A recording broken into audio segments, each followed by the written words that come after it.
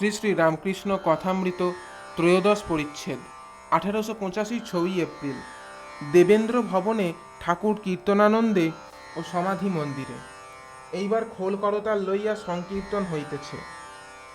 কীর্তনিয়া গাহিতেছেন, কি দেখিলাম রে কেশব ভারতীর কুটিরে, অপরূপ জ্যোতি শ্রী গৌরাঙ্গ মূরতি, দুনয়নে প্রেম বহে শতধারে, গৌর মত্ত মাতঙ্গের প্রায়, প্রেমাবেশে নাচে গায়, কভু ধরাতে লুঠায়, নয়ন জলে ভাসে রে, কাঁদে আর বলে হরি, স্বর্গমর্ত ভেদ করি, সিংহ রবেরে।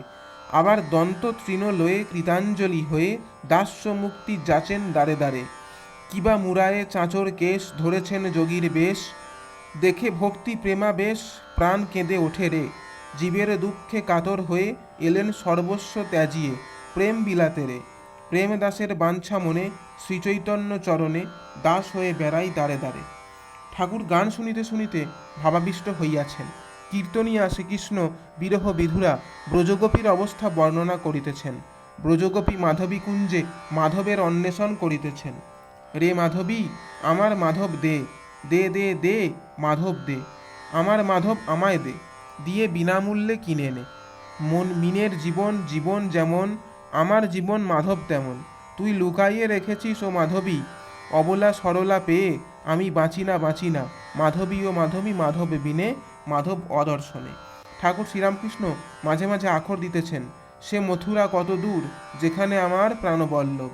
ঠাকুর সমাধিস্থ, স্পন্দহীন, অনেকক্ষণ স্থির রহিয়াছেন। ঠাকুর কিঞ্চিত প্রকৃতিস্থ, কিন্তু এখনও ভাবাবিষ্ট।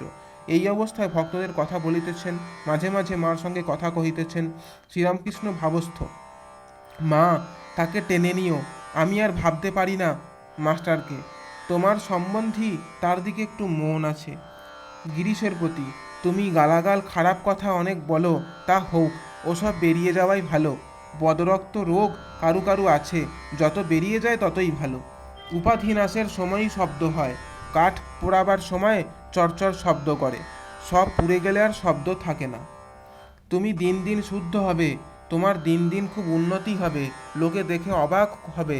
আমি বেশি আসতে পারবো না, তা হোক, তোমার এমনিই হবে। ঠাকুর শ্রীরামকৃষ্ণের ভাব আবার ঘনীভূত হইতেছে, আবার মার সঙ্গে কথা কহিতেছেন। মা, যে ভালো আছে তাকে ভালো করাতে যাওয়া কি বাহাদুরি মা? মরাকে মেরে কি হবে? যে খাড়া হয়ে রয়েছে তাকে মারলে তো তবে তো তোমার মহিমা।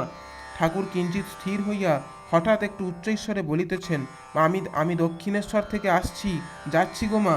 যেন একটি ছোট ছেলে দূর হইতে মার ডাক শুনিয়া উত্তর দিতেছে।